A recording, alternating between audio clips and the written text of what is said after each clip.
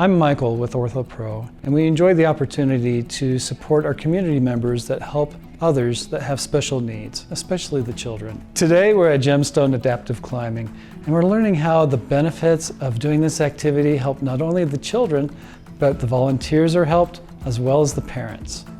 My name's Bradlee, and the reason I keep coming to Gemstone is because there's good hospitality. There's like new walls like pretty much every week, and everybody is like super nice, and I feel like it's a safe spot. I don't feel like I get judged if like I mess up on a wall or anything. Bradlee's been climbing with us for a couple months now and immediately took to the walls like he's been climbing before. So he does a great job climbing with us.